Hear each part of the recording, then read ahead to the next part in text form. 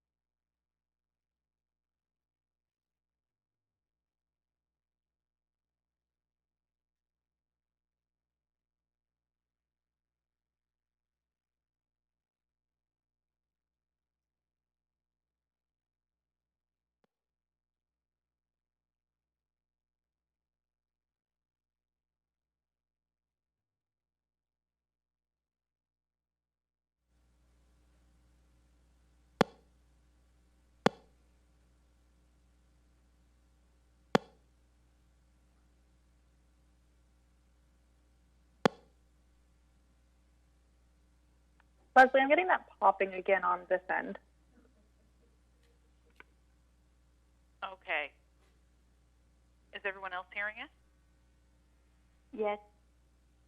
I'm not hearing it all. I'm not hearing it here, interestingly. Maybe it's you, Peter. I've got you all on mute, so I just had a really lively conversation, and the fact that none of you heard it.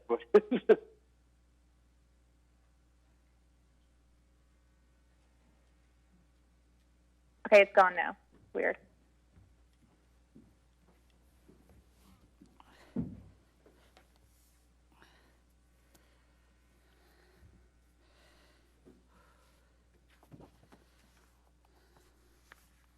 Good afternoon, everybody, and welcome to our regular media availability.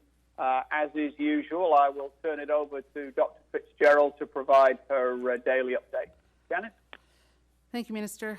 Good afternoon, everyone, and thanks for joining us today.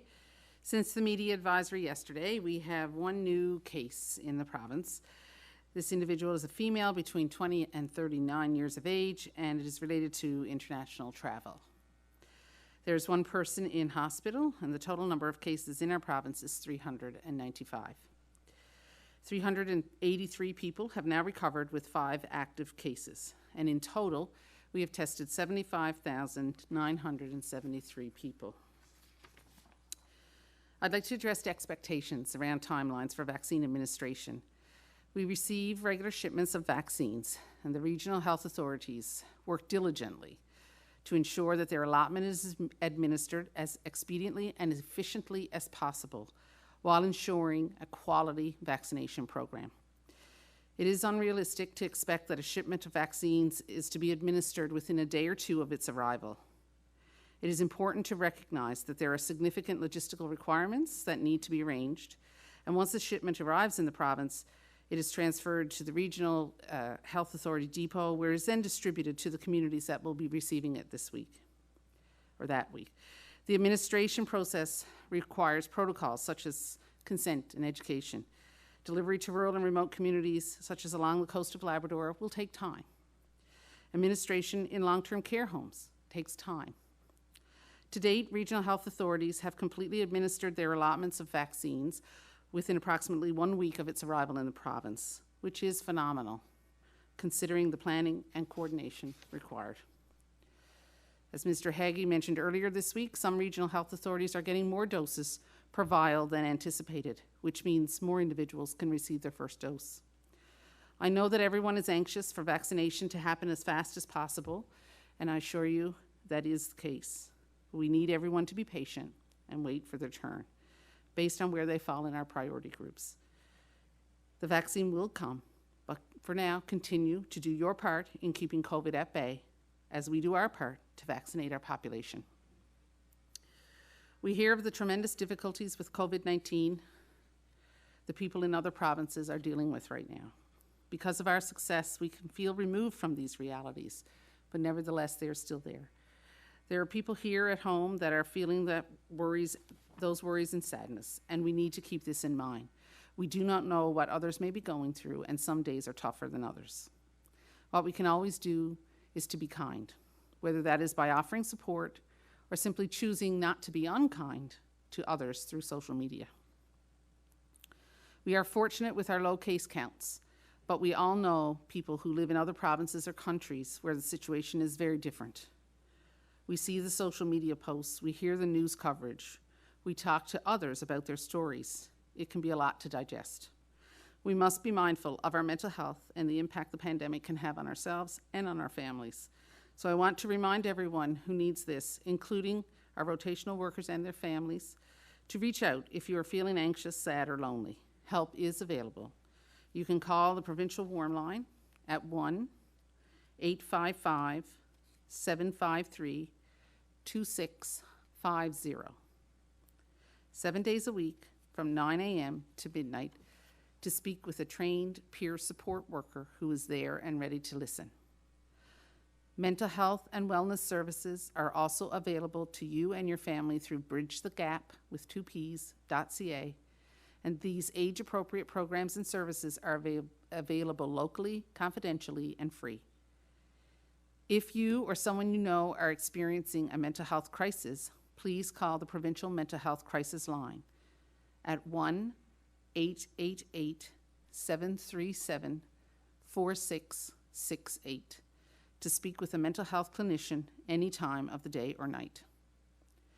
As a recap for those who may have just joined us, we have one new case since yesterday's media advisory, and the total number of cases in the province is 395.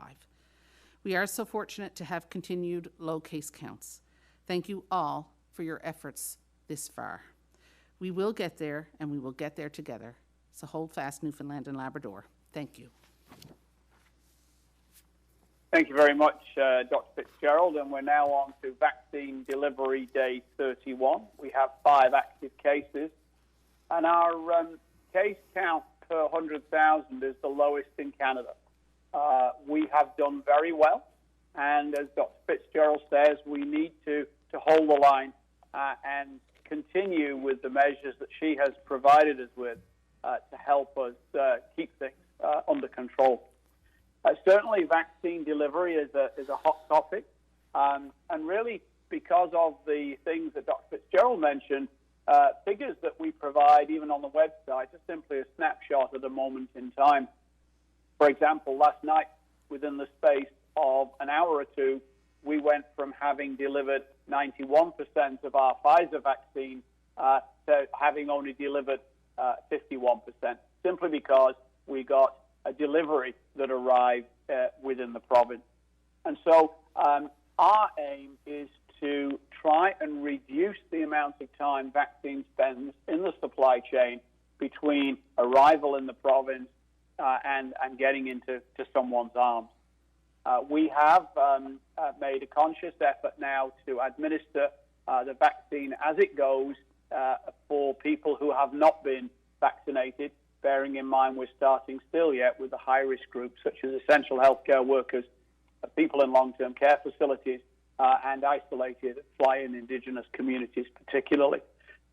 As the supply chain continues, we will then have to divide our vaccine doses if our numbers allow and our epidemiology allows for us to administer second doses, because NACI still are recommending the 2-dose regime following the manufacturer's guidelines of 21 days for Pfizer and 28 for Moderna. That was confirmed again less than 2 hours ago to me on a health minister's call.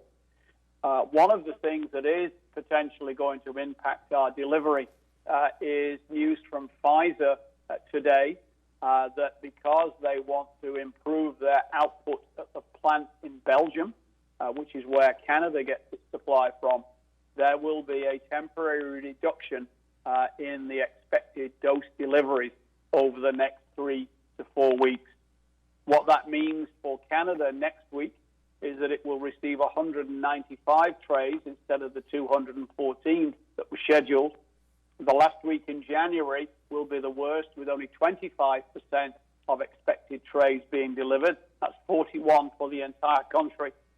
Then on February the 1st, they'll go back up to 175 trays, and on the 8th, 200. And by March, they will compensate by delivering more, so that at the end of quarter one, we will still get, as a country, the allocation that we were promised and believed we would get. Quarter two of the vaccine schedule would see Canada getting 8 million Pfizer doses and 12 million Moderna doses. The details of how those would be apportioned will be provided to us from the federal government. In terms of numbers, we get 1.4%. Those numbers will be provided to us over the course of next week. We're also expecting the federal government to give us precise numbers within the next 48 hours of our 1.4% of the reduced numbers that will come between the end of January and the middle of February. That will slow delivery and is obviously a source of some concern, but really it's a factor that is outside our control. And Major General Fortin is actually speaking with Pfizer on a regular basis to try and see if there can be further mitigation of that dip in vaccine supply. The other discussion from the health ministers' meeting today was around the testing panel. This has submitted its initial report, and my understanding is that will be made public within the next 24 hours or so. But essentially, the news for Newfoundland and Labrador is that our Director of Provincial Laboratory Services feels that this validates the approach that Dr. Fitzgerald and her team have recommended and that we have taken. And it highlights 3 further areas that they would wish to provide more detailed focus reports. From the point of view of us as a province, they are going to concentrate on travel and how testing and what testing modalities are available can be used to try and improve travel. I note yesterday that the Premier of BC is looking at a restriction on inter-provincial travel within Canada for residents of British Columbia. The second area they want to look at and provide a report will be about surveillance of population and sentinel surveillance. And finally, the third area is around communicating with high-risk populations who, certainly in other jurisdictions in Canada, have been difficult to get to test. So those are areas at the national level which we were briefed on within the last couple of hours, and I think maybe of relevance and interest to us. For the moment, however, we have a clear path ahead to administer vaccine. The communities of Sheshashi, of Con River, and the long-term care facility in Harbour Breton will receive their vaccine starting on Monday, and the rollout through Nunavut should be completed by this weekend, finishing up in the community of Nain, having done all the fly-in communities on that coast, with the exception of Natwashish, which will also start on the 18th. So with that, again, I reiterate Dr. Fitzgerald's mantra of hold the line. We have done very well, and we are the envy of Canada, and indeed, I would argue, a lot of the world. And so with that, Leslie, I'll draw my remarks to a conclusion and open it up to the media. Thank you, Minister. For the benefit of our speakers, there are 5 reporters registered for today's call. The question and answer session will be conducted in 2 rounds, where each reporter will have the opportunity to ask 1 question and 1 follow-up per round. Following this, I will ask each reporter if they have 1 final question. Our first questions are for Peter Cowan with CBC. Please go ahead. We're expecting an election campaign any day now. How will this province manage its response to COVID-19 during the election? Normally, there's sort of a caretaker government and no big decisions are being made. Dr. Fitzgerald, I'm wondering if you'd be able to answer, as things come up and things need to happen over the 28 days of campaign, how are you going to handle it? Clinical decisions that have to be made based on public health evidence will still be made. And we certainly will be continuing to do what we've been doing in the rolling out the vaccine and responding to any COVID cases as need be. And, our policies are in place. We feel comfortable with them. So I think at this point, we'll be carrying on with the status quo. And I can put that over to the Minister if he has anything to add there. Yeah, I think it's worth pointing out a couple of things in response to that question, Peter. Firstly, the Public Health and Health Promotion Act that we read into law in 2018 vests the authority for public health decisions during a public health state of emergency solely in the hands of the Chief Medical Officer of Health, Dr. Fitzgerald. That does not change simply because of a writ period. The caretaker convention says that civil service carries on with routine business, and that in the event of urgency or emergency, the minister is still the minister, and the premier is still the premier, and cabinet is still cabinet until they are sworn in by their replacements. And I think that framework provides some comfort in terms of the mechanics of an election. The Chief Electoral Officer last fall, I think, issued some fairly comprehensive guidance on the conduct of an election during a pandemic, and indeed there has already been a successfully held by-election with no untoward public health effects. I want to get a sense of what the briefings are going to look like over the next month. We saw in New Brunswick, for example, the Premier and Health Minister didn't attend those briefings during the writ period. How will things be managed here? It's my understanding, Peter, that the daily news releases will continue and that Dr. Fitzgerald will make herself available in a similar format to this on a weekly basis. And again, if there is any need to change that, or there are any concerns, particularly through the media, these can always be directed to the communication staff. But obviously, if there is a sudden change in our public health status, then those arrangements would be revisited. Thank you.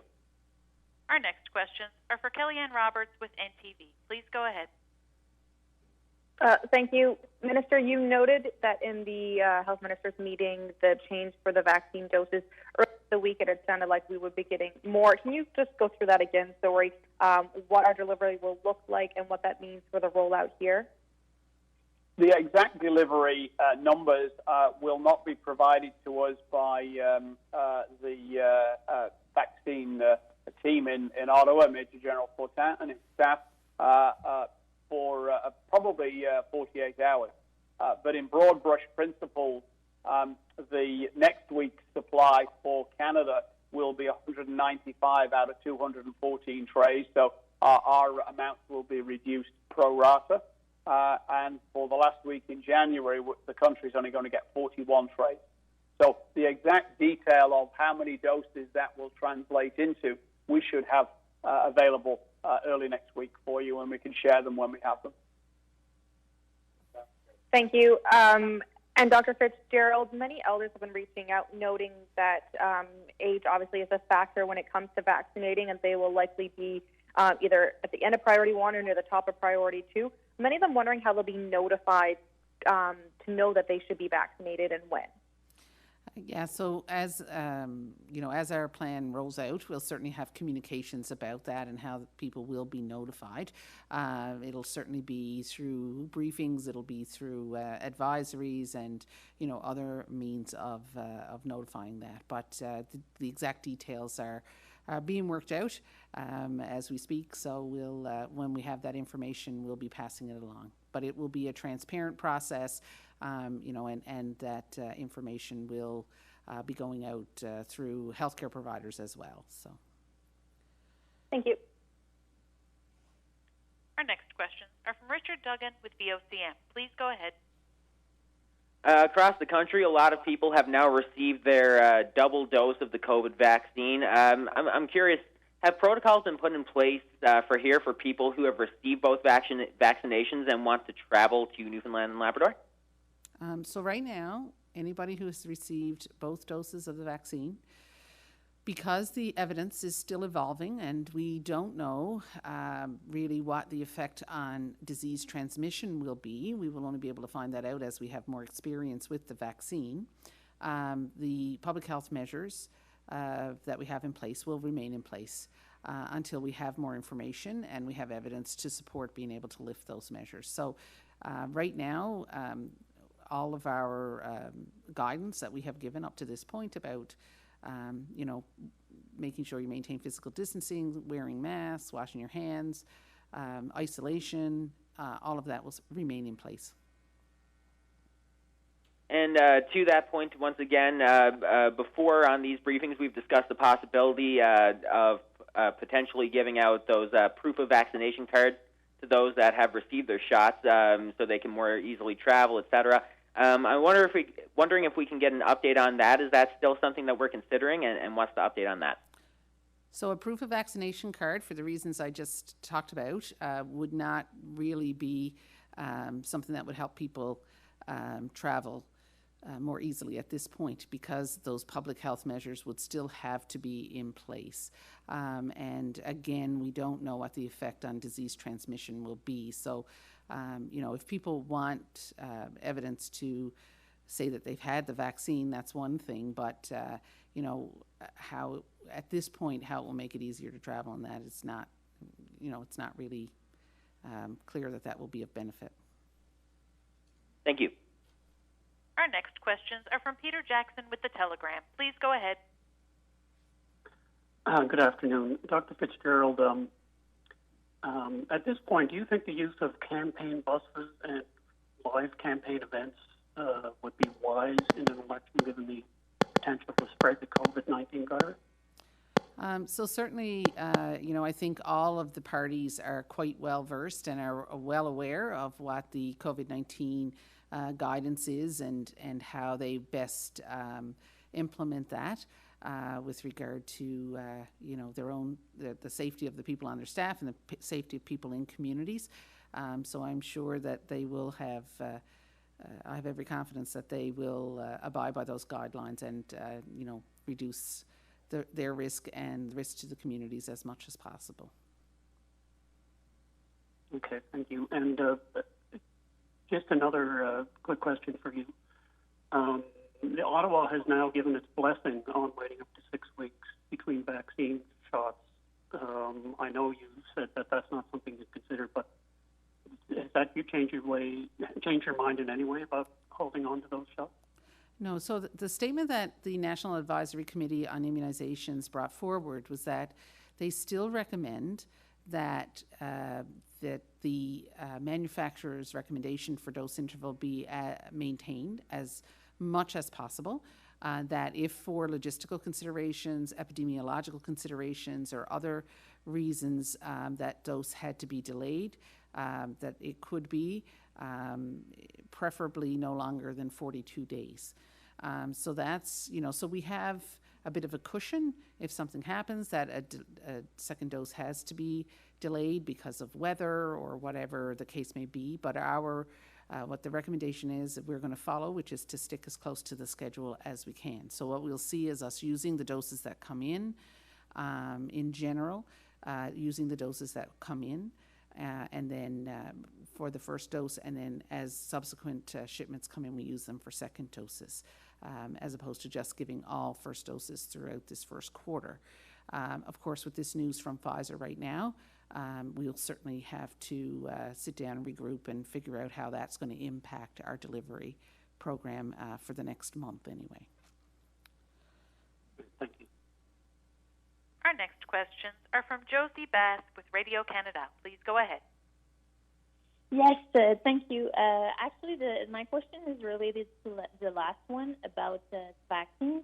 So is it part of the discussion? Are you thinking about maybe giving the doses with the a bit of a delay, like more days than it's recommended by Ottawa? No, that's not our plan at the moment. Our plan is to follow the manufacturer's guidelines, which is 21 days between Pfizer doses, 28 days between Moderna doses. However, we do have a little bit of a window there, a bit of a cushion should we run into weather, for example, and doses can't be delivered, they can't fly into a site or something like that. If it's delayed by a few days, we know we have that little bit of a cushion there, but our goal is to give the doses as per the manufacturer's recommendations. So the 90 days recommendation, like Quebec, is not a possibility for Newfoundland? We are in a very different situation than Quebec, and certainly, at this point, our epidemiology allows us to do this, and so we think it's important to stay as close to the manufacturer's recommendations as possible. Thank you. Our next questions are from Peter Cowan with CBC. Please go ahead. Minister, I'm wondering if you could elaborate a bit on something from your remarks there. You're talking about how this sort of national strategy when it comes for testing and travel is one of the priorities. So what are some of the options that are under consideration here for how we might use testing in order to be able to open up travel? I think that's the question we hope that the research will answer. We don't have the volume of travelers, even under kind of older school circumstances, that would enable a powerful enough, statistically powerful, that is, study to be done. So, for example, there was a federal provincial partnership in Alberta around testing upon entry. Those kind of things will help inform whether or not that would allow us to reconsider some of our travel restrictions. But we need solid data before we can do that. The upside of our travel restrictions is they have been an integral, successful part of keeping Newfoundlanders and Labradorians safe and giving you the freedom to go shopping and to enjoy small gatherings with your regular bubble in a way that other jurisdictions now cannot. The downside is that it has not helped our economy at a time when the world's economy, because of COVID in general, has become very depressed. The world economy is suffered because of COVID, but more so than the measures. But the measures I'm hearing, particularly lobbying from the aviation industry and the hospitality industry, that this has made their life even more difficult. So obviously we'd like to try and deal with that, but we can only do that if we have evidence that shows it's safe to change. And Dr. Fitzgerald, you mentioned a minute ago that the parties are well aware of the guidelines when it comes to campaigning. Can you give us a sense, what are some of the ways and that guidance that you've given about what needs to be done differently when you campaign in a pandemic? Well, so when we're talking about the guidelines, we're talking about guidelines for gatherings, which we have, those have been on our website for quite some time. So just making sure that gatherings are safe, that they're within the recommended numbers, even if they're outdoors. If they're indoors, that there are masks worn, that there's physical distancing, people are seated as opposed to up and moving around, all of those sorts of things to reduce risks as much as possible. But in addition, we just want to make sure that people are observing those, not shaking hands, those physical distancing, things that we've talked about, hand hygiene, all of that.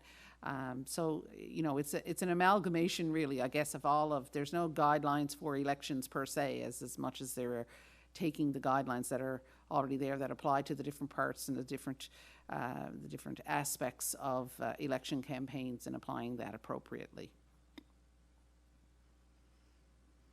Okay, thanks. Our next questions are from Kellyanne Roberts with NTV. Please go ahead. Thank you. As of January 7th, there had to be proof of a negative test before boarding a flight to enter Canada. The last 2 days, we've had international travel-related cases. Had they returned before that date, or were we aware of their positive test before arrival? So I can't speak to individual cases specifically, but what I will say is that people they need to have a negative test right now to get on a plane and come here. But they can turn positive after they get here. So, that's not unexpected at all that someone could be negative when they get on the plane and positive a week later or even 3 days later for that matter. Thank you. And I've had a few people ask now, when it comes to being vaccinated, people who have had COVID at this point, should they be getting the vaccine immediately or allowing those who haven't, I guess, been exposed or had COVID at this point to be getting it ahead of them? So I guess that's really something that is really still under discussion, and I think it's so few people here in this province, thankfully, that we take that on a case-by-case basis. But again, we don't know what the long-term effects are of having the disease, if that confers long-term immunity. So, certainly we would recommend that we wouldn't recommend against, let's put it that way, somebody who's had COVID to not get the vaccine. But that would have to, it's an individual case, and everybody would have to sort of evaluate that on an individual basis. Oh, thank you. No, thanks. Sorry, Kelly. Our next questions are from Richard Duggan with VOCM. Please go ahead. Thank you. So we continue to hear from rotational workers and some of their concerns regarding self-isolation and whatnot.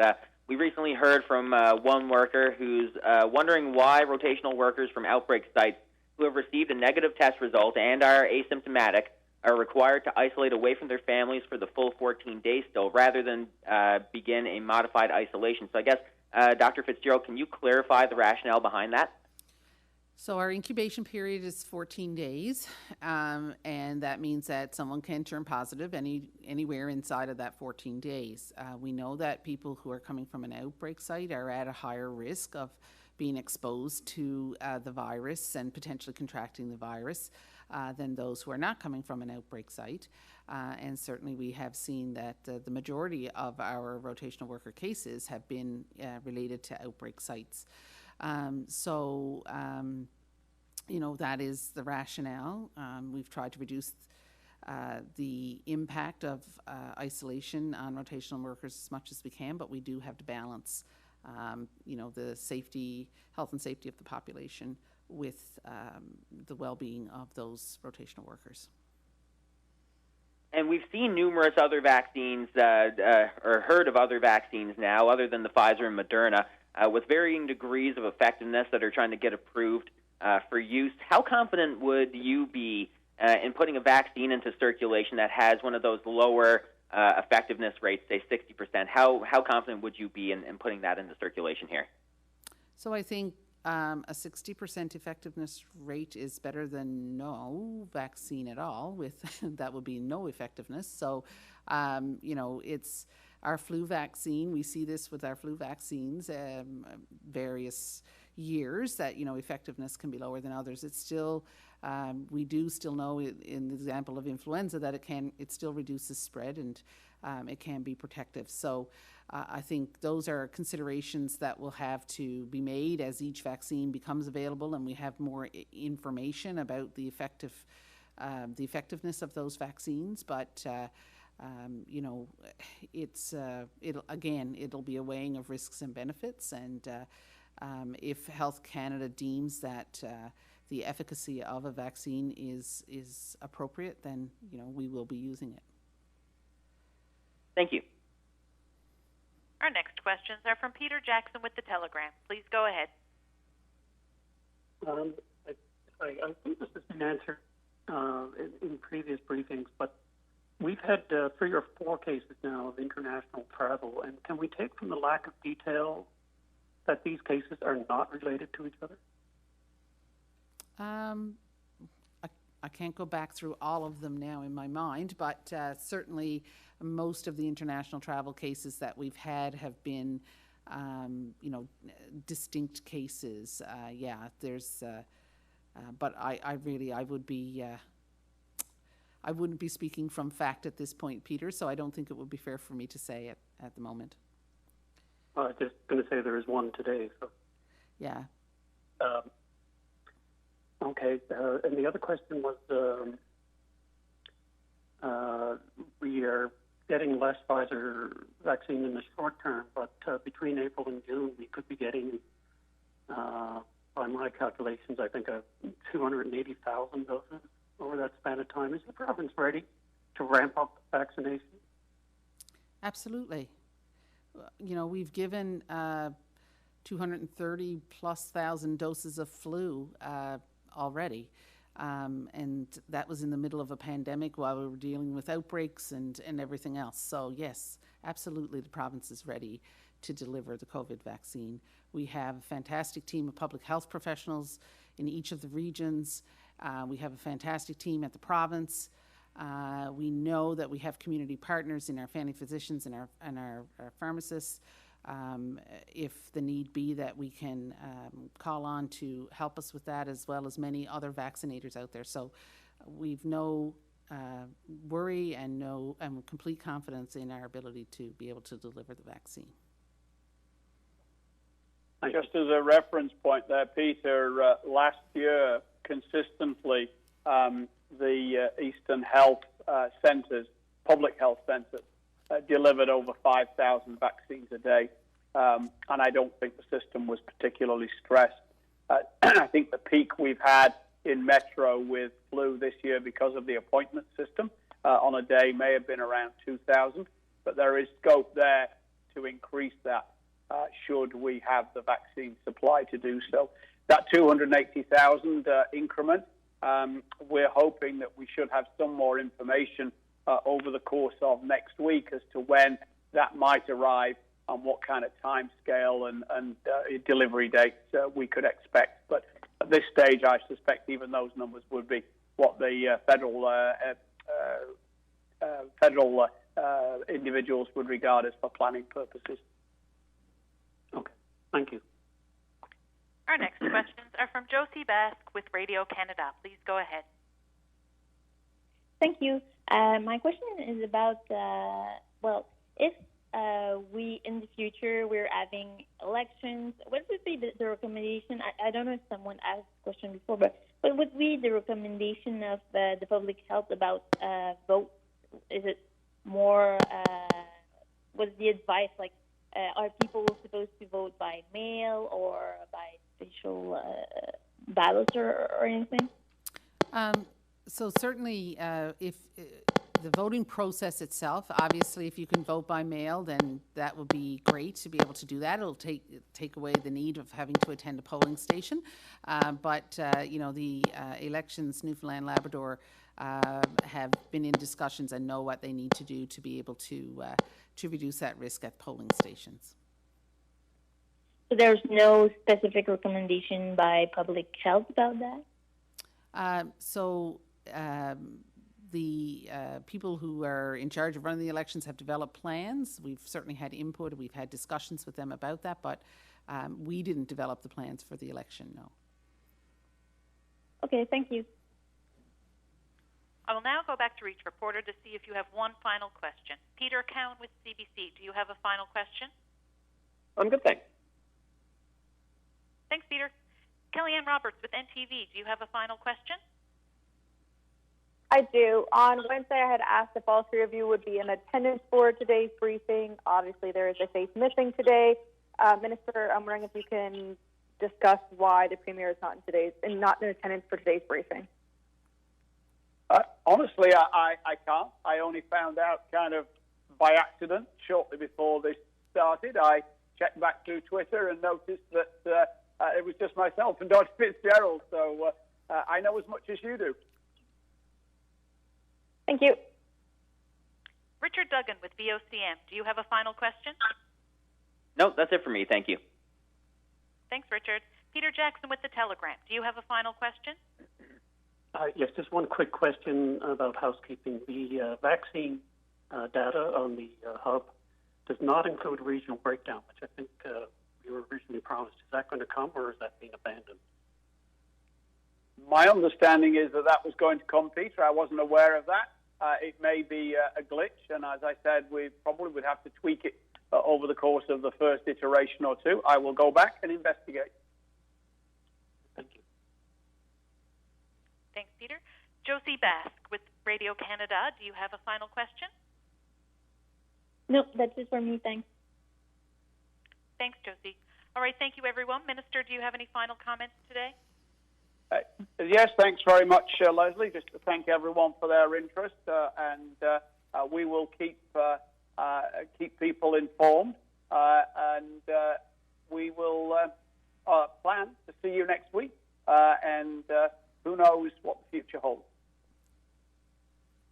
Thank you, Minister. Take care, everyone. Stay safe and enjoy the rest of your day. Our smartphones. We use them to keep in touch, to play, and to work. Now, your smartphone can help you limit the spread of COVID-19. Someone can have COVID-19 and not know it. They can spread the disease before they have any symptoms. The Government of Canada has developed an app that will let you know if you may have been in contact with someone who has tested positive for COVID-19. The COVID Alert app creates a random code so that no one will know your name or your location. The app uses Bluetooth to exchange random codes with nearby phones. The code is a randomly generated string of digits and letters that changes every 5 minutes, so it cannot be used to identify you. The app does not have access to your name or address, or your phone's contacts, your location, or your health information. If someone you've encountered later tests positive for COVID-19 and uploads to the app a one-time key they received from their healthcare authority, you'll be notified that you may have been exposed. If you test positive for COVID-19, you can upload your one-time key from your healthcare authority. The app will then notify the people you've encountered without revealing your identity.